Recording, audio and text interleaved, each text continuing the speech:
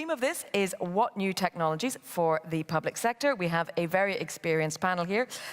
To my far right, we have Adel Al-Saleh, who is the board member of Deutsche Telekom and CEO of T-Systems International.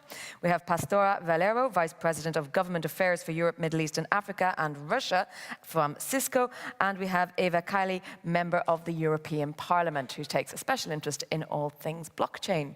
Now, we're going to have opening comments from each of our speakers, and then we'll get into a bit more rounded discussion. So please, Adel, you're first.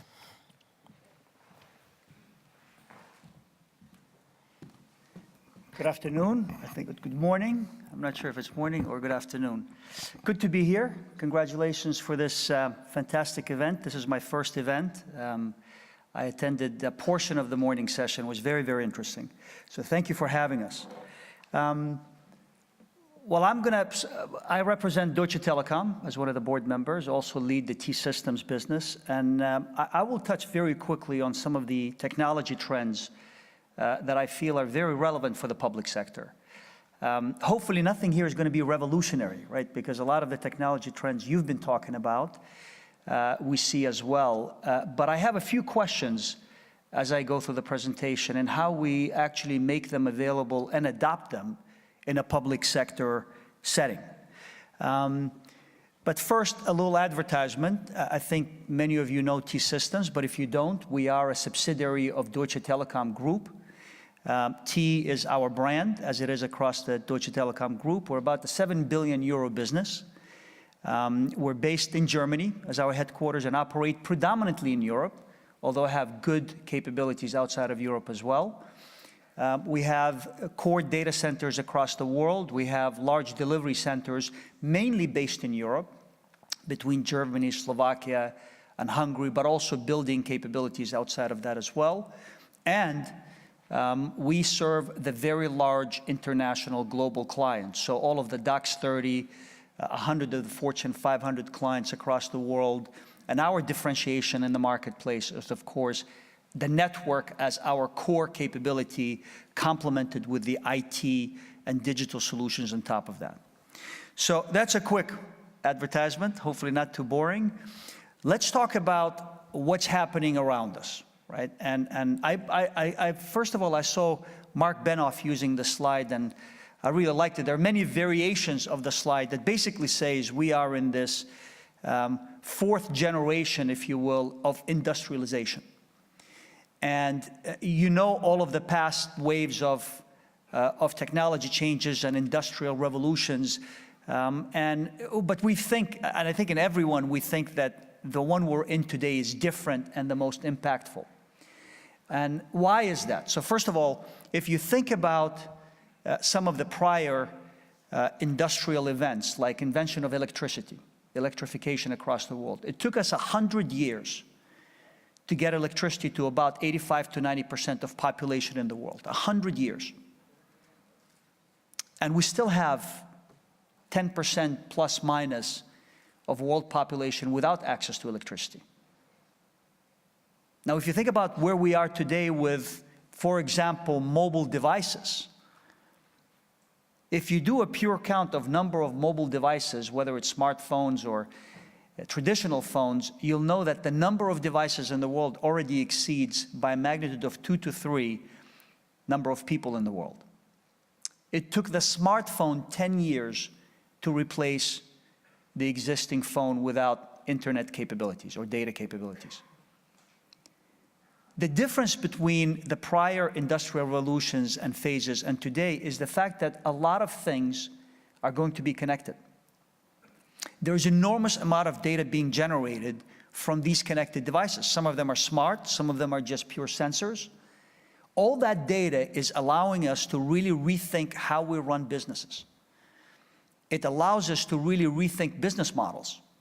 It creates disruptive capabilities that anybody in the world can use. The speed of innovation is enormous.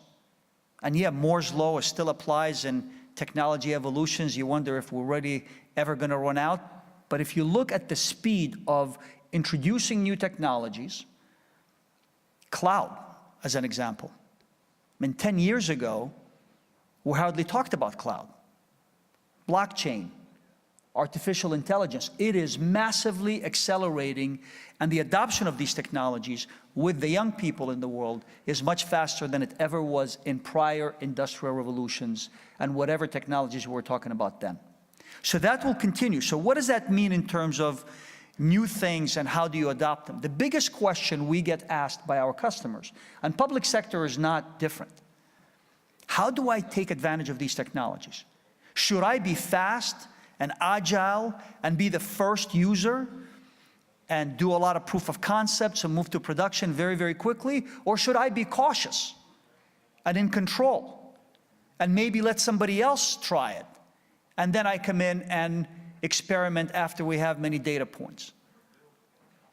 The risk with that, of course, is missing an opportunity and having others dominate the space that you're in because they were faster than you. Well, the answer we give to that question is, you have to be both.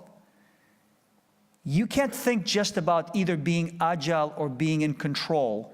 You have to do both. Bimodal. And that's the biggest, I believe, if I think about the private companies in the world and then I think about the public sector, I think that is the biggest challenge you have in the public sector is how do I create that balance? And what technologies I should really be using, I'm not saying in small proof of concept, but really in production, in my processes and the things that I do for the citizens across my constituencies versus observing and waiting and figuring out if somebody else is going to figure out the issue. So let me talk about a few trends. I picked very few trends just to maybe plant a few seeds for the questions that we're going to be talking about later. So first of all, network, right? Network is our core offering in our portfolio. Network, and if you think about the traditional MPLS networks that's been around now for tens of years, that became very reliable. And it's one of those things that if you ask a company or an institution, what are the things you don't want to touch? When things are changing, they'll tell you, well, network, if it's working, really, I don't want to be touching it. And the other thing, by the way, from my prior experience is payroll. Is the other part, I don't want to be touching it if payroll is running well. Now, there are incredible opportunities because of this revolution we're in for network to evolve. So first of all, there is enormous amount of innovation around software-defined networks. Whether it's local networks, wide area networks, software configured approach versus a traditional way of configuring networks. There is the virtualization technology that we have used so efficiently in our data centers and around our infrastructures is becoming more and more available for the networks. So being able to reduce your cost in the network through virtualization, being able to manage it in a more efficient way, those are things that are happening in front of us. And of course, there are drivers for better, faster, wider usage of networks. IoT, security is another one. And the thing that's happening across the world is now people are beginning to think, how do I actually pick and design a network that's fit for purpose for me, and it doesn't have to be the same across my entire real estate. So should I use internet in certain cases where I really do not need quality of service? Can I configure my new network in a matter of months versus years to adopt some new technologies while I launch my new products or new capabilities or new offerings? This is a space that has been safe and secure and stable for many, many years. But we see disruptions that are coming in that bring huge opportunities for users as well as providers like ourselves. So that's one trend. The second one is cloud. And everybody talks about cloud. Now, our approach to cloud, of course, started with us creating a European, German-based cloud based on OpenStack architecture, Open Telecom Cloud. And we had agreements with Microsoft to create a German-trusted cloud environment. While, of course, in parallel, we had great innovation and new improvements around what Azure and AWS and Google and Alibaba, et cetera, brought to the marketplace. We realized very quickly that open telecom cloud is not going to be able to compete at a wider scale with the likes of Google and AWS's and Microsoft's. It's purely economics. It's purely scale. But we also understood very quickly that there is a need for an open telecom cloud for a specific client base. A client base that is extremely nervous about where their data is, who has access to it, and wants to be 100% sure they have control. So our open telecom cloud is growing at 30+% every year. We have over 1,000 clients on that cloud and continues to grow. But at the same time, we have partnered deeply with Microsoft and AWS to bring global cloud capabilities to our clients and building managed cloud services on top of that. Now, it's not just infrastructure as a service, it's platform as a service, et cetera. My question to you is, what is a European cloud look like? What should it look like? Are we ready in Europe to adopt the global clouds? Or do we need a combination? Our point of view, a multi-cloud environment is what's going to be happening across the world. Not just for an advocate for the European governments to adopt that. We see that for our private clients. But this is a topic that should be really discussed in detail and decided on how to shape this for the future. The other area is big data. And look, we are big believers of big data, partially because we provide our clients process improvements and innovations to allow them to truly adopt Industry 4.0 in their factories, in their distribution centers, et cetera. But also because we tend to see a lot of data traffic because we run global networks. Deutsche Telekom, being the #1 European telco, has enormous amount of traffic, not just in Germany, but across many of the European countries where we operate, both through fixed lines as well as mobile. But how do you, beyond adoption and using it, we believe that the power of data, assuming you can get it in the right formats to be able to apply intelligence to it and use it, is the combination of different data sources. We believe that the power of unleashing that new capability is by bringing different data sets together. And I'll give you a small example. We do work for a very large distribution company that ships containers across the world.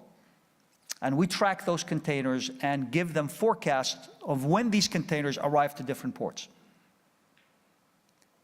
And the accuracy of that forecast is pretty tough, because when the containers are in the oceans, there are many variables impacting your date time of arrival. We combined our tracking data of the containers with the weather data that IBM provided to us. Our accuracy is now more than 99.9%.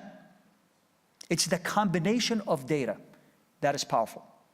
So we introduced this data intelligence hub, where we create a platform for companies in Europe to bring their data without giving control to somebody else, using open source technologies, whether it's database technologies or AI capabilities, to be able to pair it or combine it with other data sets. How can we enable that more in Europe? I tell you, the challenges we have in Europe of accessing data and using data are much more restricted than they are in the Americas or in Asia. So we need to think, without compromising the privacy of individuals, how can we create better regulatory environment for us to be able to use data more freely? Or we will be left behind. That's a fact. And finally, security. We are, of course, having run one of the largest networks in Europe, we are paranoid about security. We've established one of the largest cybersecurity defense centers in Europe. We're building a few across European countries. We have over 1,500 consultants that specialize in security. We created the standalone security capability because we truly believe without security, there's no digitization. But we also use many different partners to provide our capabilities. Cisco is one of our best partners, not just in the network, but also in security. But combining these different capabilities, we're able to provide state-of-the-art security. We deal with 5 million attacks per day on our networks. That is the scale. And we encourage our European governments to actually accelerate their investments in the security areas. So for me, these are some of the questions that I raised during the conversation. We're a big believer that there is incredible amount of innovation happening in Europe. We know that, whether it's through our T-Labs or our partnerships with the ecosystems that we work with. But we also are concerned that monetizing those innovations in Europe is much more difficult than in other parts of the world.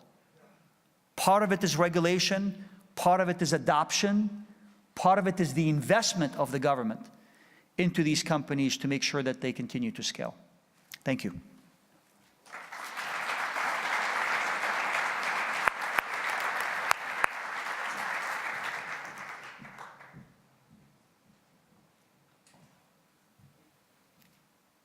Thank you, and I'm really delighted to be participating at DIGITEC 2018 and to talk a little bit about digital disruption and the opportunities coming out of digital disruption for the public sector. Now, we heard from Peter this morning that it's impacting every single organization. And really, inaction is not an option. There are two options. Either you disrupt yourself or you're going to be disrupted. And think about Walmart and Amazon. And so when you think about it, the private sector and we as a company need to constantly reinvent themselves to survive, not to be left behind. But the same challenges are really impacting the public organizations. Every government, whether it's federal, regional, local, every city is being challenged managing the customer expectation and the citizen expectation. It's about mobility. We in Cisco, our equipment is running about 80% of the internet. And what we are seeing is that almost everyone is now connected to the networks via wireless, either Wi-Fi or mobile. In 2022, 71% of the traffic is going to be via wireless. And so we need to think about that. We also need to think about how our citizens are becoming technology savvy, are becoming application savvy, and are expecting to have government services at their fingertips, anywhere, anytime. The second challenge is about automation, and it's about driving efficiencies.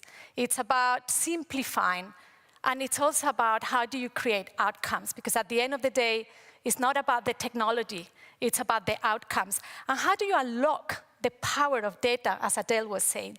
The vast amount of data that has been sitting for many, many years in public organizations, even in private companies, and that we haven't been able to unlock.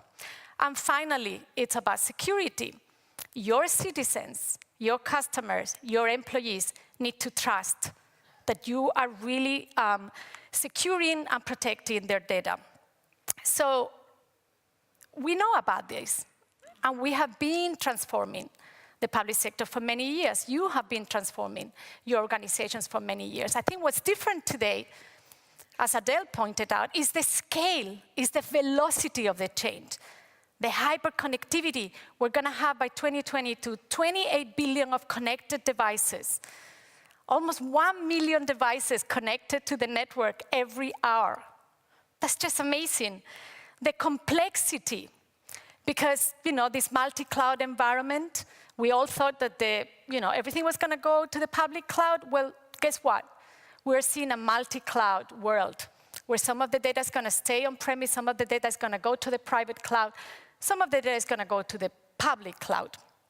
And then security. The more connected devices, the more opportunities.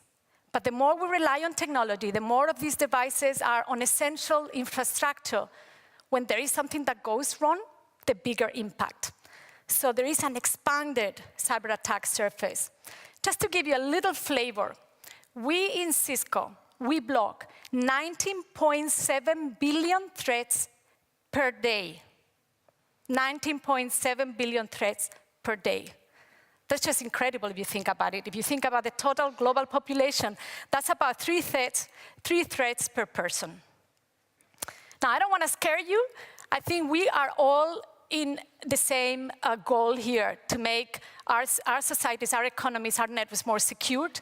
I think as a technology company, if I can just very briefly mention about the innovation that we've gone through over the last years, because networking indeed is also innovating to be able to allow all of these innovative services to flourish. Security is now foundational. Security is no longer to secure the network, the perimeters of the network with firewalls. Security is now embedded throughout the network, from the IoT devices to the core network to the cloud. It's foundational. The networks are actually becoming almost human. That's what we call in Cisco intuitive networks. Are networks that are constantly learning, constantly adapting, constantly assessing the context, that are becoming smarter the more you use it. And in fact, that's allowing us to unlock the power of data. Let me just give you an example. We launched a year ago a new technology called encrypted traffic analysis.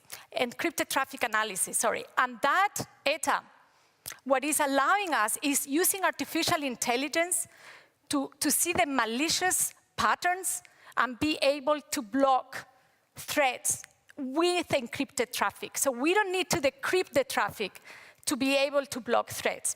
That's actually quite an amazing innovation. We're also embracing the multi-cloud environment and being able to secure the data wherever it goes. And at the end of the day, this digital platform, it's there to provide outcomes for better services for your employees and for your customers. Now, let me talk a little bit about, we are working in about 180 countries globally, and we are seeing incredible innovation in Europe, in Africa, in Middle East, in Asia, in the US. Every city, every government understands that they need to transform themselves to thrive. So I'm going to give you a little bit, some of the examples of things that we are seeing, some of the innovators across the digital government, some of the smart cities, and some of the applications, particularly in the area of public safety and law enforcement. Now, I've put there Dubai, just because, Dubai has made its vision really to be the first nation that is the happiest nation through the use of artificial intelligence. I thought that was quite an incredible, bold vision.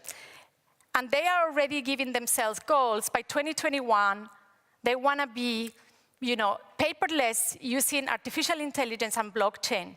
They want to have electronic healthcare record using blockchain. And the goal and the vision, it's about happiness and using the technology to have these goals.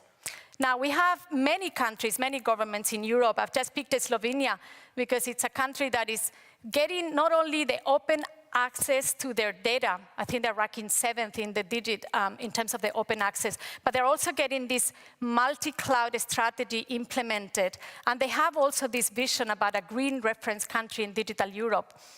And Singapore, which is also about a connected, they want to become the first connected nation. And it's not just about richer broadband networks, but it's about wireless, Wi-Fi, because we do understand that that's the way our citizens are connecting. Now, smartest city, I think you all know about Copenhagen. They have won many prizes for being one of the smartest cities globally. And they had this vision about environmental sustainability, about being carbon neutral. And they are connecting everything. And Adel, you made the point. Traditionally, we've looked at IoT in silos.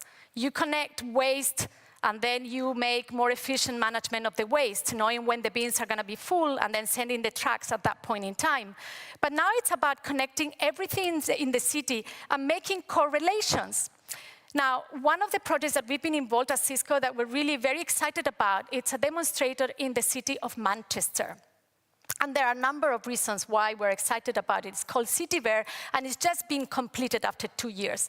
And now, of course, it needs to be scaled. There are a number of things that are exciting about this project. A is the partnership. It's about 19 partners, and it's about technology companies, Siemens, telecom companies, BT, Cisco. It's about startups. It's about the academia, the university. It's about the healthcare. And it's a number of partners that are working together and are also engaging with the citizens. It's a bottom-up approach. If you have an IoT incubator, what is in there for the citizens? And the correlations that they have managed to do are amazing. Think about air pollution, and think about connecting the air pollution data to patients that have cardiorespiratory problems. And so that way, the patient also knows which parts of the city are more polluted at what time of the day and where they need to avoid that part of the city. So those correlations, they are also using the platform to enable developers and app developers to download their innovation. One of the apps that I really love is called Buzzing, and it's about augmented reality. It's about being able to, with your device, with your mobile, being able to, in every street of the city, to know what's in there, and also to bring, augmented reality of things that, cultural things, and things around the parks, and things about the entertainment that is being offered by the city. So it's a platform that is enable new business models, and is enabling also the startups and the app developers to be part of that project. Now, if you think about public safety and cybersecurity, I have to say I needed to talk about this because I am from Sevilla, and I was very proud that Sevilla, which is a very traditional city, and we implemented last year for the first time IoT to manage a procession during the Holy Week, which brings about 1 million people to the city. And it was about connecting the emergency services with the lighting system, with cameras that will allow to tell at what parts of the city, at what times, there are going to be a flux of people. And it's about lowering the lighting when the procession was coming, but being able to put the intensity up when there were more people there, and being able to connect the police and the public safety and come when there was an incident. And in fact, we have the data that prove that public safety has increased. The year before, there were 97 incidents with 15 minutes time to respond. This year, there was just one incident with 20 seconds response time. So it's working. You can combine traditions with digital transformation. And if you look about, elements of success, and of course, I hope that during the Q&A we can touch on some of these, what we see in terms of the deployments that have worked. First, it all starts with a vision. Whatever that vision is, it could be making your country, your city, the happiest city in the world. It could be being CO2 neutral, but there has to be a vision.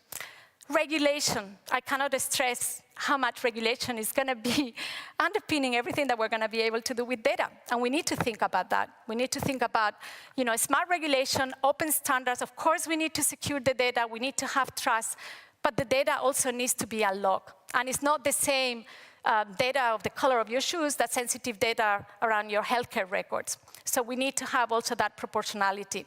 It's about the security, as we've been discussing, the secured foundation across the network. It's also about the engagement of the workforce. How do you bring along your workforce? How do you bring along your employees? Because some of them will resist this change. And then finally, it's about partnerships and ecosystems. I've been working in Cisco for 16 years. I've never seen the momentum for partnerships that we are seeing today. The CityVer was just one example of partnerships to create new business models. But even to address security, we need to come together. We need to partner together. Governments, companies, civil society, to address these big challenges. So thank you, and I'm looking forward for the Q&A.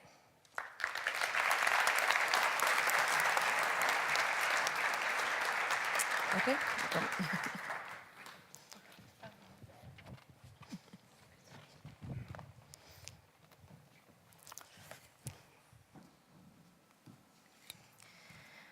Okay, after these excellent speakers, it's not easy to compete, and I heard you had a very good beginning. So congratulations to DIGITEC for organizing these amazing events. It keeps getting better. I'm an MEP from Greece, working on science and technology, mostly files. I'm chairing the Science and Technology Options Assessment Committee. So basically, we try to predict the impact of the new technologies and make sure that we're going to provide scientific data and evidence to all my colleagues, politicians, listening to the industry and the scientists, and give them enough data to make the right decisions and the right legislation to support innovation, to make sure that we will predict the impact. So it doesn't sound that difficult, but actually, I have a friend that like 3 days ago told me that he asked his daughter what she wants to become when she grows up. And she told him, you know, Dad, I want to be a YouTuber. How can you prepare for that? Another friend, he told me that his son and his girlfriend, they're working as influencers. So these are jobs that we could not even imagine a few years ago, even like a few months ago. And imagine that we have to make sure that our legislation will prepare everybody with the skills to be able not only to do these jobs, but if these jobs are gone, to be able to find and get another job. And since the gap between high digital skills and low is increasing, we have to make sure we will be prepared. And imagine in 7 to 8 years, we have these exponential technologies, but at the same time, we have not the solutions. We don't have the education system that can provide our children with these skills that they can be complementary to AI.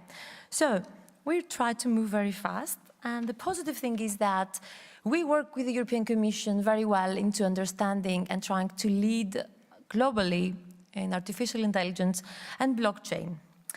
So this is one of the reasons these meetings are really important, because every day I'm learning something new and try to make sure that we will not make mistakes. So I'm working on the file for artificial intelligence, trying to put some ethical guidelines there and principles to lead also to direct the funding in a proper way.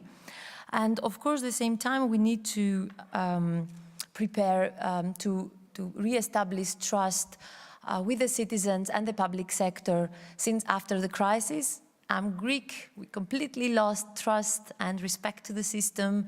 It's not just migration, it's the fear of the waves of uncertainty that globalization and these technologies bring.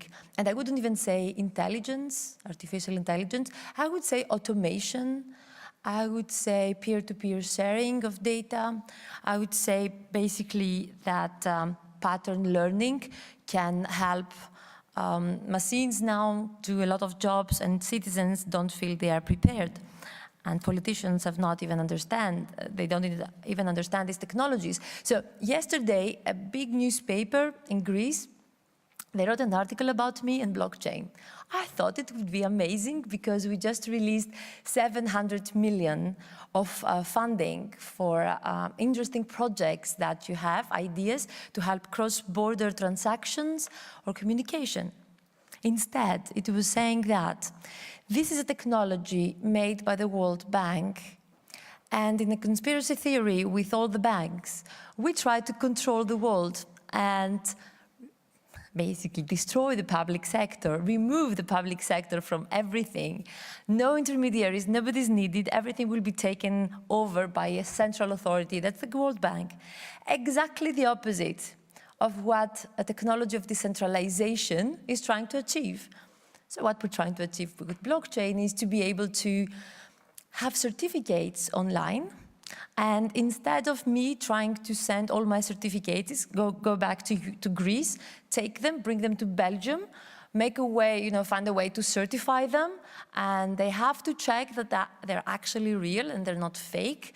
And then I have to translate, of course, everything, and make sure that if I move to another country, I do the whole process all over again. And for transactions, if I want to send money, my mom was trying to get me to pay for a transaction we had with the bank for a property. So I was not in Greece for several days. She told me, you have to send me 3,000 euros to the accountant. I was like, okay, I'm gonna send you through the banks. So I tried, and she said, oh, that would take 3 days. We need it today. So you know what I did? I actually made my mom go to the bank, take 3,000 euros, take a taxi, and go to the accountant and pay her. So we need to use these technologies to remove this friction, to improve efficiency, to make sure that there is trust, because I couldn't do it with a stranger. It had to be somebody from my family, right? So all of these things are things we try, and challenges we try to find solutions to. So the world is transforming. We have European-funded projects for everything, even for security, because you talked a lot about security. And it's a big thing, and the public sector has to make sure that they will control borders and security and trust, certification. So we have an EU-funded program called iBorder Control, which runs for 6 months at 4 countries. Face recognition, faster crossing for travelers. I know we try to avoid being China, where you can have everybody in a photo identified and be able to know exactly where they are located. So we try to have the best balance between privacy and also efficiency and public information. It's not easy.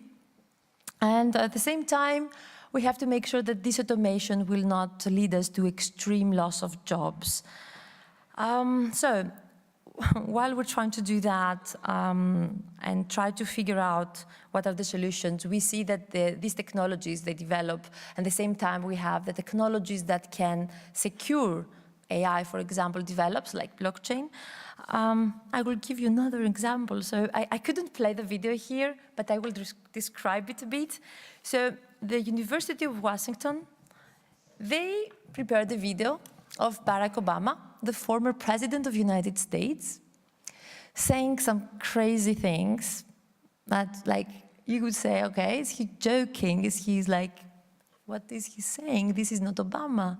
But he was saying some crazy stuff. I cannot play the video, but I can tell you that this was actually a photorealistic Obama. It was a video that it was digital. So they put any words into Obama's synthetic, basically, mouth. Imagine, one day before elections, you get a video of several politicians saying nasty things or crazy things and trying to understand if these are fake or real. I was visiting Facebook last year, and they told me they can be so accurate that even the developers themselves, they cannot distinguish the real from the fake. So we should have rules to identify these videos or to enforce all the creators of fake videos to state that these videos are not real. We have to find ways to put it on blockchain, to timestamp them, and then after 10 years, if you see a video and you say, like, did I ever say that? Maybe you don't even remember. You have to be able to prove that it was not you. There has to be a code and to see who created these videos. And there are so many things that I've been realizing that are coming every day. Copyrights. We can find solutions on blockchain. We can follow the content and see if one of our actual intellectual property is played or used somewhere and be directly rewarded on our e-wallet, instead of trying to find if our association is really informing us properly about the deals they have with the big platforms, because there is no transparency there. And the creators, they don't actually know what are the deals, and they don't get enough money for their work. So we have to work with that, and we have to also make sure that we are energy efficient, because, you know, it's not easy to do everything when we have when we think that maybe we don't have enough energy. Everybody's talking about the energy problem with blockchain. It takes a lot of energy. I think in the same time we're developing new solutions there. We have to be also ready to have some skills for a switch off button. So I would say my children, if electricity is gone, I would like them to know how to survive.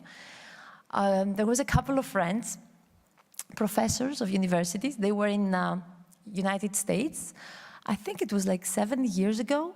You remember this, like a hurricane? How was it called? Suzanne? It was like always a lady's name, these hurricanes. Like there was a lady hurricane. So 1/3 of Manhattan was in the dark, and they could not charge their phones. They could not go to work. No food, nothing. Everything was destroyed. And they had to walk to their office to get electricity to charge their phone and then go back home. And if you live in a high building, it's good for your health, but it's not easy. So I think what we need to do is to rethink everything and be prepared for skills that we never thought we might need. So one of the way we try to do that, and I think also the public sector should do it, is principle-based. So to be technology neutral, business neutral, innovation friendly, and I would say we have to start having some other principles there. Non-discrimination from artificial intelligence. So if you do a Google search of chronic disease, or if you use an application that says, I'm going to share your data with trusted parties, and one of the trusted parties is your insurance company, and suddenly your insurance stops. You have the right to go against that, because AI should not be just for profit. I say that for everybody that's here from the industry. We will try to enforce that. It has to be also AI for good. So we have to balance profit to good for citizens. And this is what we try to do based on principles. And I would say that maybe we're a bit late, but still, since we managed to give a lot of funding for this, for AI projects, for centers of excellence, and the new MFF actually takes budget from traditional sectors and it gives it back, but through innovation. I think together we can be leaders of this world. We can be competitive to US and China. And we have to stick together. I think even UK realized that. Maybe they're coming back or they're not leaving at all. We have to be ready, because if you see the top 10 on AI countries, you see no European country there, not even the big ones. You see other countries than Europe. If we are together, we can be leaders of AI. We need huge funding for supercomputers, for quantum computers. We need energy solutions. And I was working on the file of the Juncker Plan, FC. Basically, we allow financing to blockchain infrastructure, new energy ideas for renewable energy to be able to be efficient. And of course, we are working now to invest in EU and the MFF, and we try to set up pilot projects to improve cooperation cross-border in Europe, but not only in Europe. And we try to keep data open. We will have this principle of open data. I was having a dinner with Nobel Prize winners, 3 of them, and they were all saying we need more data for our research. And they need data to predict diseases or to figure out patterns and then try to find the best solutions to make our lives better. We had a project, and I will finish with that.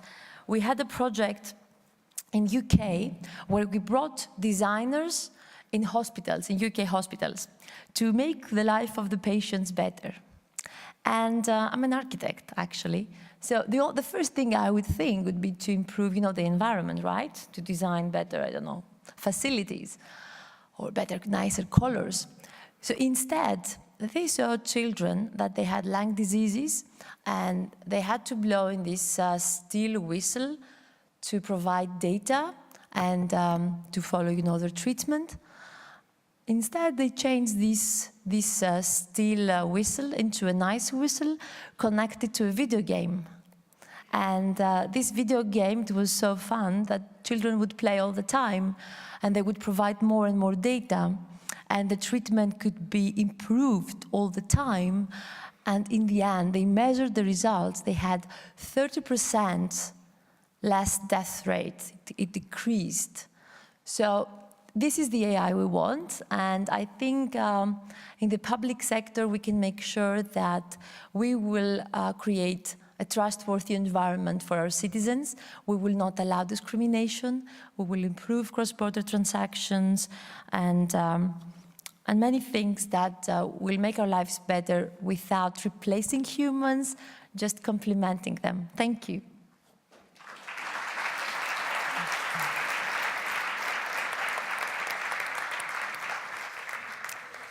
Thank you very much to all three speakers. We've had quite a bit of interaction with lots of the audience asking questions on Slido.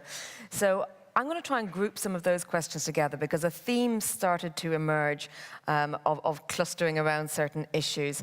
And I think it stems from this idea of the cloud, that there is no cloud, there's only other people's computers or other companies' computers. So security and privacy, because they're two sides of the same coin, and there's no privacy without security and there's no security without privacy, tended to be the themes that emerged. So one of the questions we had is, when will there be EU data free from a Patriot Act? Other people, someone Florin with no second name, was asking what the panel thinks of the Chinese chip story that emerged in Bloomberg. So let me get your reactions from each of you to how you see the dangers about storing these great data sets, and particularly personal sensitive data, in the cloud, and how do you overcome resistance and a fear around that? Let me start, yes, Adel, at the far end.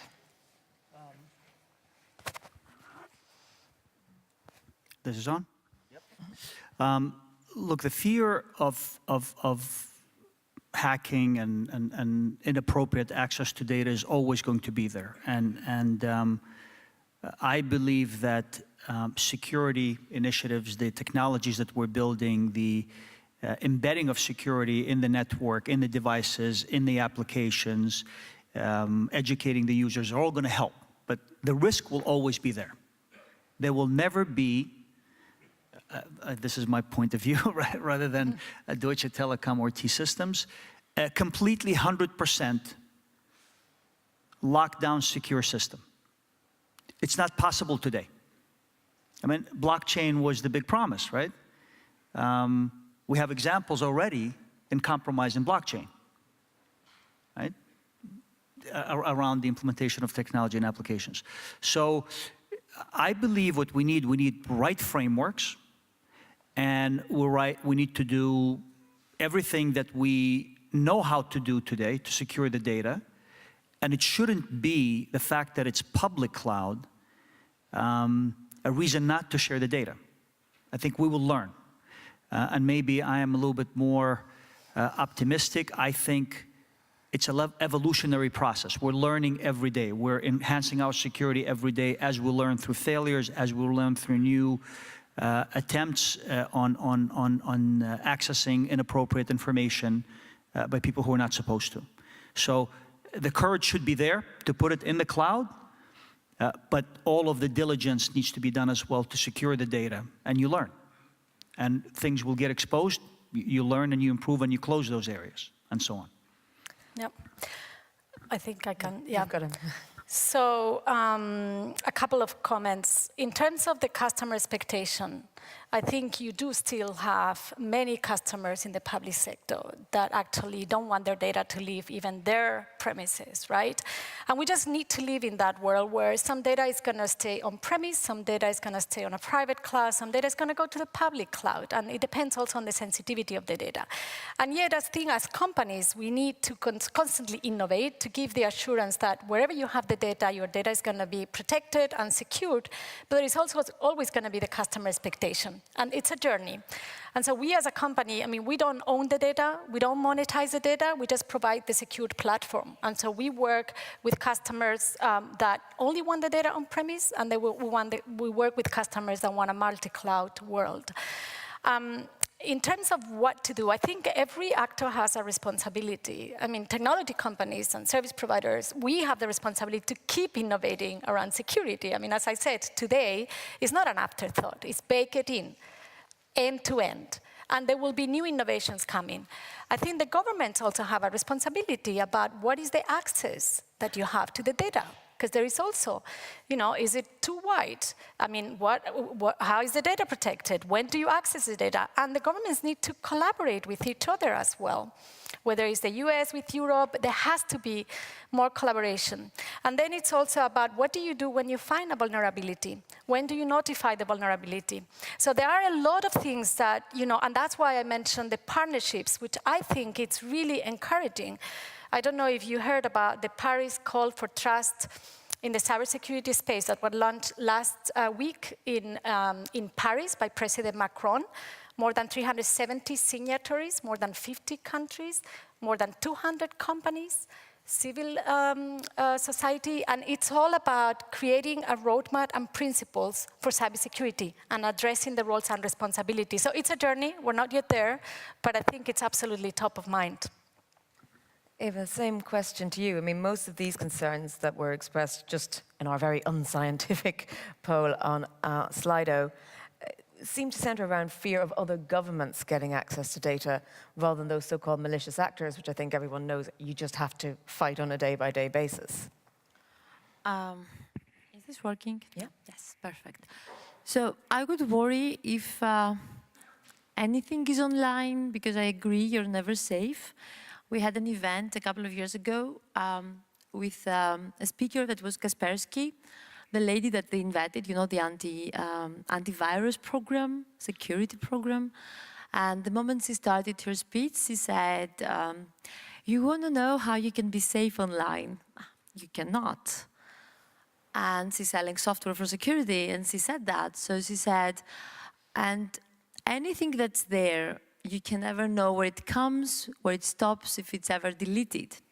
So I would say if you want to share everything, don't. I think we've seen the Cambridge Analytica, and we saw that it was not the government, it was actually several influencers trying to change the perception for elections, before elections, and they did not even get data, they just got your likes, your public data, not even sensitive data. But then they say, and they can understand through this deep learning process, they can know you better than you know yourselves. So I would say we have to always doubt. That's why I said creative thinking is really important. So make sure that your newsfeed, it's personalized content, it's something that other people might not see. They might have a different perception of reality. So if you acknowledge that, this is already a good step, and don't share everything online. I'm happy because in Europe we are, I would say, a heaven of trust and quality. I think we have a democratic system that is very strong, and we're trying to build with blockchain solutions. The technology is still developing, but it's decentralizing the control, so there is no public server all the time. You don't have to use it with a central server.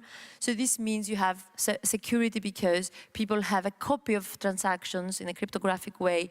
So it's difficult to change that. You can add new things, you can have a lot of garbage maybe inside information, but you cannot delete it, you cannot go back. So we try to use these technologies to find smart solutions, and we have enough tools to work around that. But I would say in Europe, we will not have the problems we have in China. So in China, when you have citizens that are being ranked by their social behavior, if they like this government or not, then that sounds a bit scary. But if we manage to secure our democratic system, then I think more data for good and having, you know, these data sets and platforms where they can share data, scientists, to find the best way to improve our lives. I think this is essential, and we should not use the privacy as a tool to allow the 5-6 huge companies to keep all of our data. We have to find a way to allow competition to take place, and then I think we have excellent scientists that they will come up with ideas to secure us as much as possible. Well, I'm glad you raised this idea of, well, don't just put your information online at all, because that's, I mean, there are certain, not everything. But what I want to ask is about learning from maybe mistakes that we could point to that other countries have maybe made. Pastora, you mentioned Dubai and the electronic health records. I mean, if we look at Australia, they had quite a disaster rolling out their efforts on electronic health records because they weren't really, in practical terms, allowing people to opt out. So do you think we always need to give the customer or the citizen the opportunity to opt out? And if we allow that, does that sort of conversely create this seesaw effect where there's more trust? Well, it's a very broad question. I actually believe in the bottom-up approach and try to design your services aligned to the needs of your citizens. So the CityVer project that I mentioned is actually a very good example of addressing real needs of the citizens. Now, do you have to opt out? I mean, in general, I think you should be able to opt out. I think you should even, and this is a personal view, you should even be able to say that you want access to a digital service and pay instead of using your personal data. That has always been my belief, but that's more of a personal opinion. Just to add to that, there always needs to be a choice for the citizen. Always, right? You can't enforce things on citizens. We should give them a choice. However, we also should educate them. And I'll give you a personal example. I've been involved in the telematics, telehealth industry and electronic healthcare records in my prior companies. And I know the power of having data for the researchers, the scientists, to be able to track patient pathways and design the best ways to treat diseases, and then having enough information to be able to simulate it in their models and the effectiveness of the medicines. You know, until somebody in your family has cancer, you feel like, do I need to give them my data or not? But until you do, you realize the power of science with data. So I think education of the citizens of why this data is important to be shared. Why is it important for you to have an electronic healthcare record? Why would it be beneficial for you, for your family, for your grandkids, et cetera, and the society you live in will make the difference.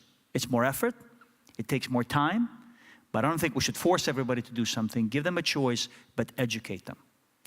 Eva, building on this idea, we're saying the customer, we're talking about the public sector here. Is the customer even the right word for us to be using? Citizen.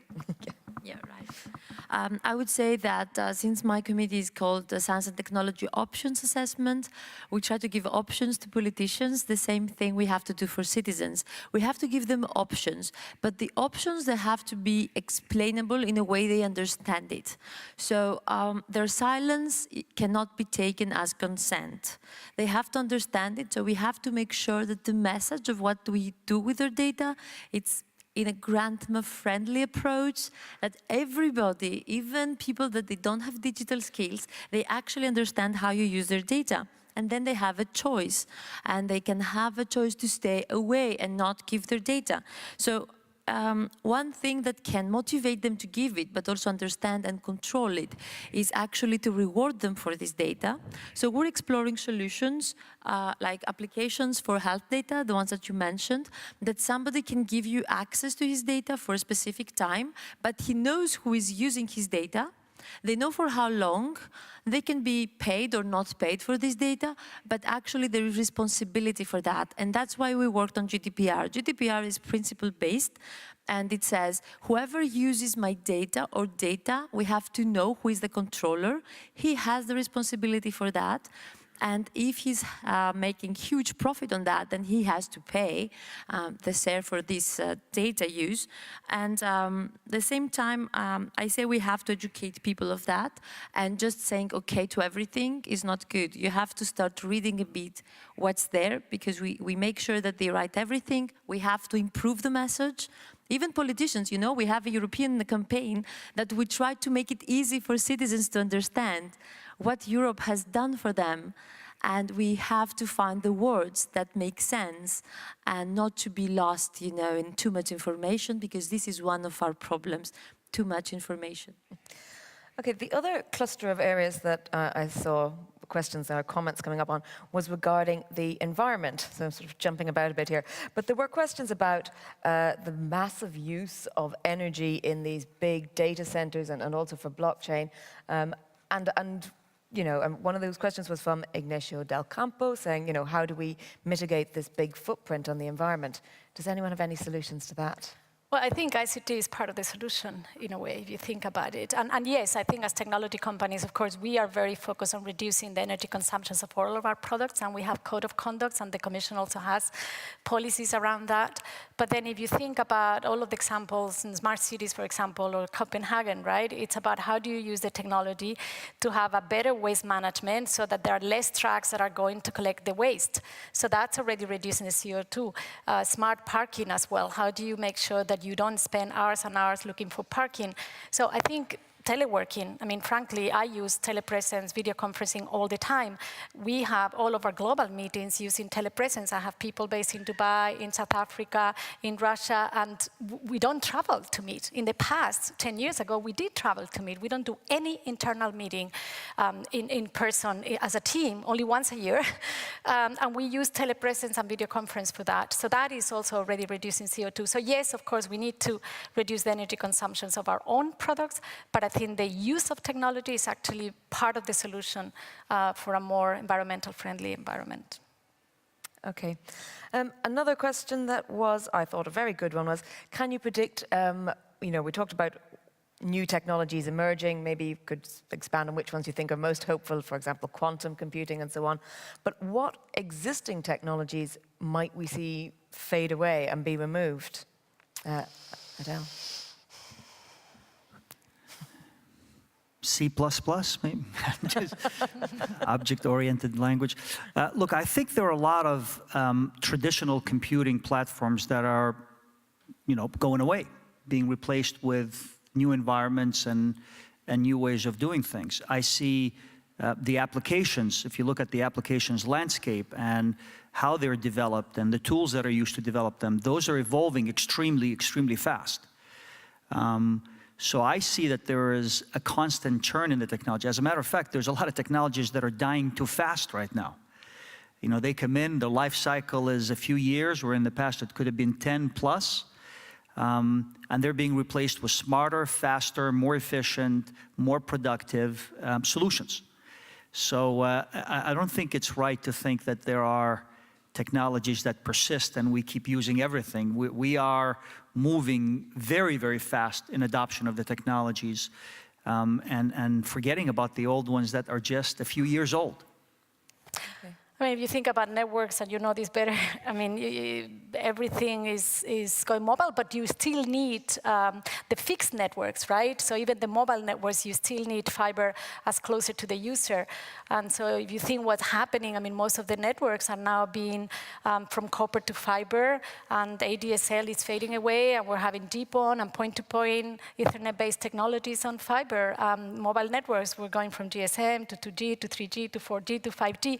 Is not although we keep them, we still keep the old ones alive. Right. We'd like to shut them down. Of course. No, but what I'm saying is that there is an evolution. So it's not shutting down one technology. It's an evolution, and you know, it's actually to be able to have more efficient networks and to be able to cope with all of this traffic and have, you know, hopefully slicing and tailor services for your industrial customers. So all of this evolution is happening. So it's some of these technology are fading away and are being you know, upgraded in a way to offer more opportunities. Eva, what are your predictions? Well, I can give you so many examples, but I would say some intermediaries, for example, people that are keeping trust, and they are there, but we don't actually need them. I think these jobs will be removed, not all of them, but a big percentage of them. But I can tell you that like, jobs that we cannot even think of, like I saw a trailer for a movie that was made by AI, and it was actually very good. Why? Because it could identify what would trigger your interest more from a movie or a series on Netflix. So maybe the guy that does the trailer. So there are so many jobs that will transform.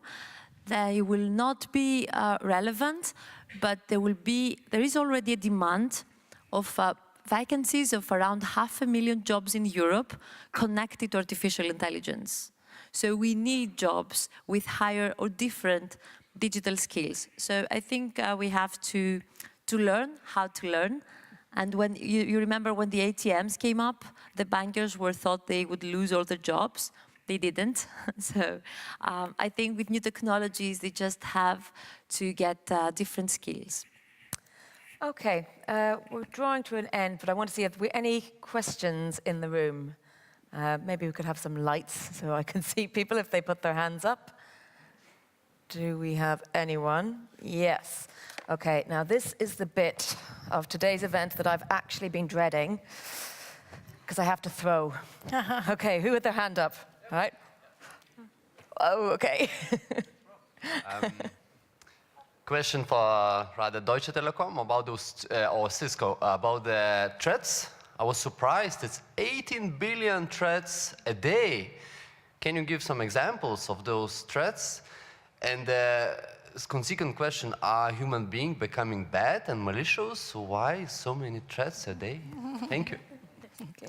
Well, this is threats across all of the networks, right? We have almost 80% of the internet running through our networks, and it's about viruses, it's about malwares, it's about, so it's you know, very, very vast. And we have one of the largest intelligence threat organization, which is called Talos. So if you are interested, they publish this information that is public, and you can go and have a look at it. Talos. And just to add, just a little bit to add, a lot of the attacks that are happening in the world today are generated by machines. Yeah. Not just human beings, right? So the magnitude is accelerated over the last several years because machines are generating these attacks. All of us in the industry that are building security, monitoring systems, security systems, have created also traps, you know, honeypots, if you will, around the world, where we attract attacks. We want attacks to come. Why? Because we learn. Right? We'll learn where they're coming from, we'll learn the algorithms, and combination of all of these attacks on a daily basis. Using AI, using learning, we're able to get the defenses to be better. So, you know, if you think about the networks that Cisco equipment sits in, that is, you know, worldwide, a massive exposure to those kind of attacks that we actually, some of them are helpful for us to learn. Okay, any more questions? Oh, okay, one here is close, so you can throw close, and then one way at the back that I'm not going to try and throw to.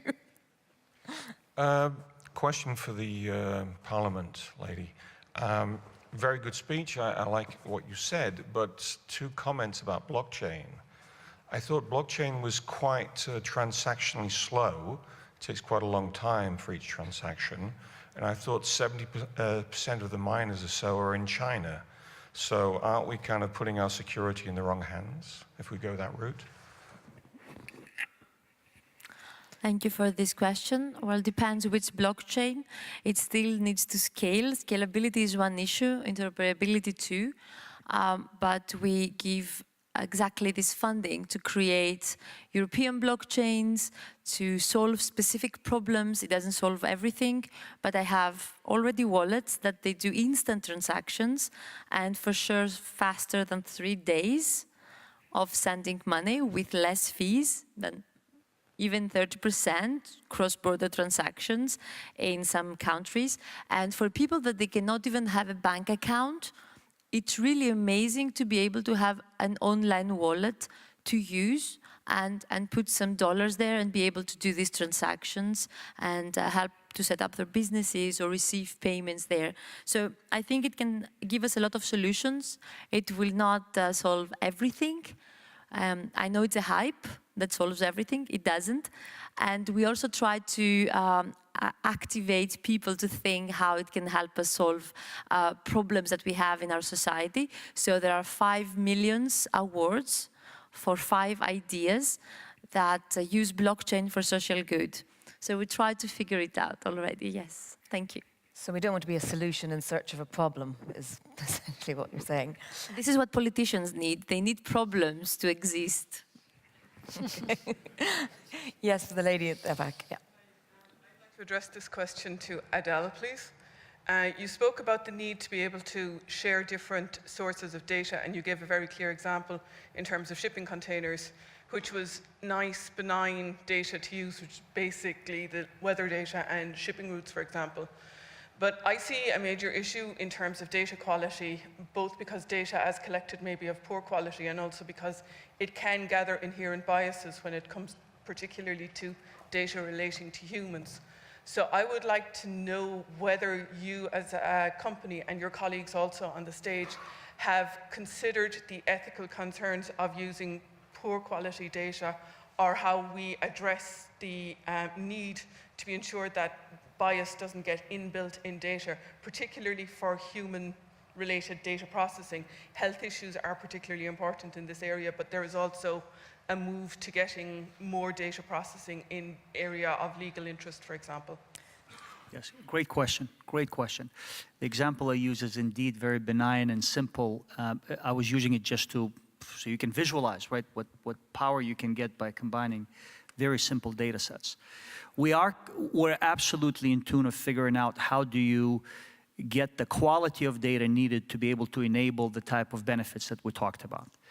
So we do have some gates and filters to, first of all, make sure that the data is, first of all, GDPR compliant. So whoever is bringing the data is authorized to bring the data forward, and it is in the formats that we can use. Because as you know, the biggest issue of AI today is not just getting any data. Data is being generated enormously. It's getting data in the format that you're able to use, right? Because if it's all different, it's very difficult for the AI machines to learn. So we are putting in front filters and processes to make sure that, first of all, the data is coming in the correct formats and can be usable. But it's also we're giving the user, the owner of the data, the ability to actually decide whether or not their data is good enough to combine with another data set. So not being too onerous on them on what formats we want, because we want it to be truly open. We do like initiatives like the ones SAP, Microsoft, and Adobe have announced around Open Data Initiative, about the exposure of the API and coming up with data structures that everybody can then build to. We will think about how do we adopt it in some of the examples that we use. And finally, security is something that's embedded in every solution that we'll look at, but it is not, I would be exaggerating if we figure out how to capture bias-embedded security vulnerabilities into the data. So that's something we are learning. We are trying to figure out how do we address it. But the premise on how we want to combine the data sets is not necessarily to combine them in a public environment where everybody gets impacted. It's actually being able to do it in fenced environments where people can combine the data sets and not propagate across all of the users across the platform. But a lot more to be done there. Enormous amount of progress needs to be done. Thank you for that question. Data hygiene is always a perennial one that comes up at these events. Just one thing, just basically food for thought. I was at an event in Japan, and we were talking about biases, and till then, I was saying, like, we definitely have to have a human before a final decision so that we can avoid this kind of biases taking decisions for us, because you cannot go against an algorithm. So somebody asked me, are you sure you want a human to decide? Do you think all humans are nice? And I was like, okay. So since then, I'm saying, I think we can, by design, make sure that algorithms are also nicer than us, and maybe they can have less biases than humans do, and consciously or subconsciously, during our lives, we have this, mentality, and the data we give through our uses and using digitalization, these are the data that are not actually of the best quality. But if you have a huge amount of data, I think you can, these biases are removed, and of course it's up to us to make sure that they will not be used in the worst possible way. I know that if you go to a doctor or a doctor that uses a computer, it has a biggest percentage to succeed in predicting your disease if he uses a computer. So I think we're going to figure this balance, but we do need quality data, and we're working on the file of this data now in the European Parliament. Okay, thank you very much. I'm going to think we're going to wrap it up there because we've gone a little bit over time, but thank you for your questions.